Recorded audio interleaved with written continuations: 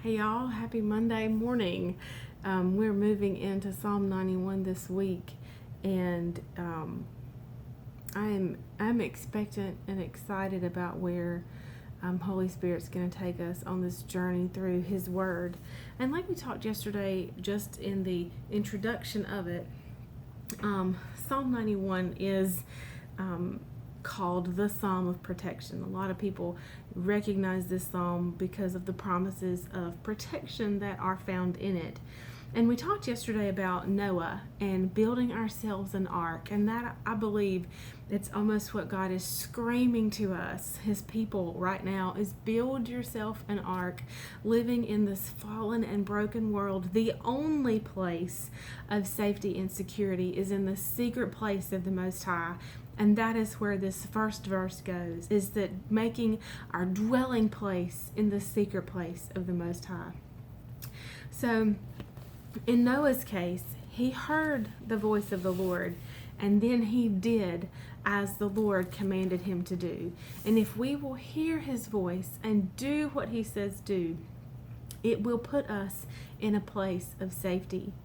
And just to go over a couple of things from yesterday's Devo, because it was so rich in the Word, is in Romans 10 it says that faith come by hearing, and hearing by the Word. Well, we cannot have faith for what we don't know, and we can't believe God to be someone that we don't know He has promised to be. And in the very first verse of Psalm 91, two names of God are used. It says, He who dwells in the secret place of the Most High, that's one name, shall remain stable and fixed under the shadow of the Almighty. That's the second name, whose power no foe can withstand. The Most High and Almighty, those two names of God are used in the very first verse of Psalm 91.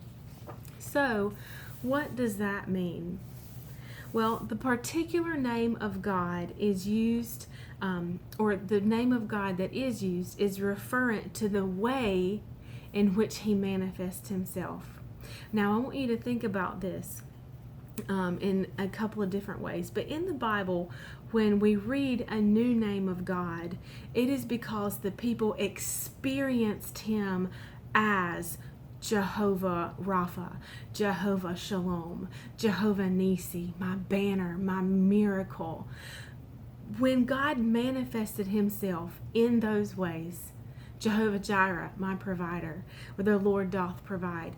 When He manifested Himself, when the people saw Him as God my healer, God my peace, God my banner, then they gave Him that name. They called Him that.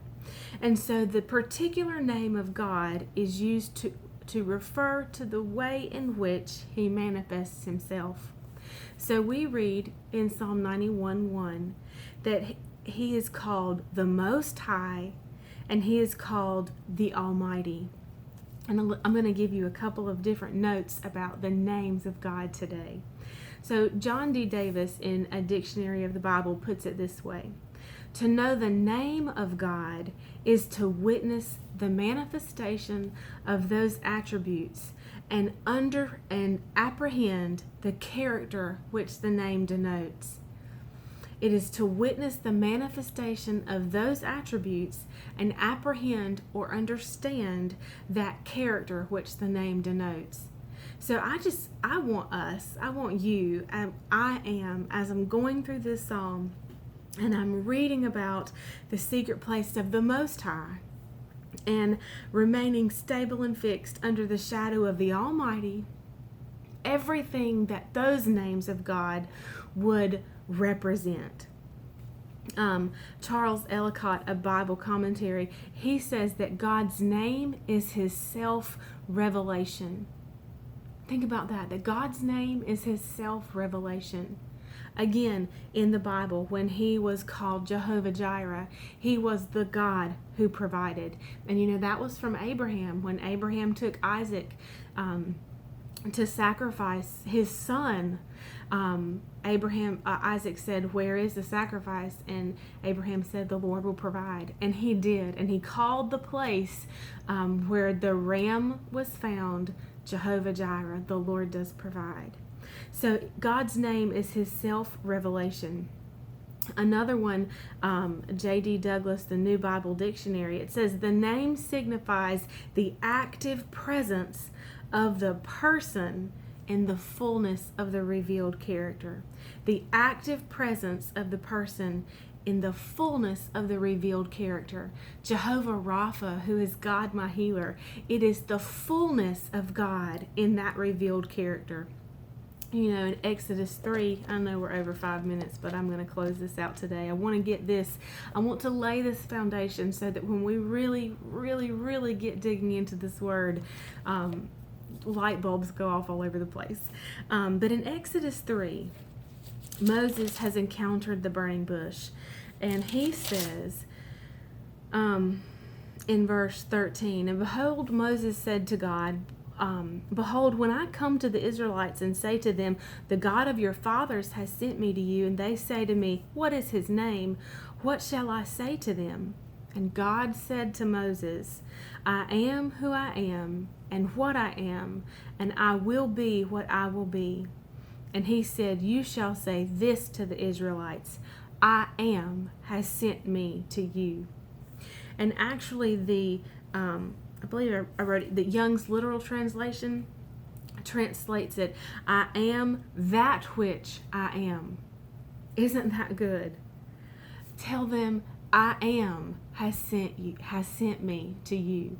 So when I am Jehovah Jireh, I am Jehovah Rapha, I am Jehovah Nisi, I am Jehovah Shalom. When God reveals himself, I am the Most High, I am the Almighty. He is revealing the fullness of that character, that fullness of those attributes in the manifestation of that name. And that it's just so rich. This Psalm 91 is rich, and these are not the only two names that we will get into in the revelation, or the self-revelation, as this says, of who God is and who he desires so desperately to show himself to be to me and you. So we're going to close up with that today, and I will see you tomorrow. Remember that tomorrow night, Tuesday, September 3rd, is our next Women in the Word meeting. I hope y'all will come. It's going to be a good time of just intimate fellowship with our Father. I'll see y'all tomorrow. Bye.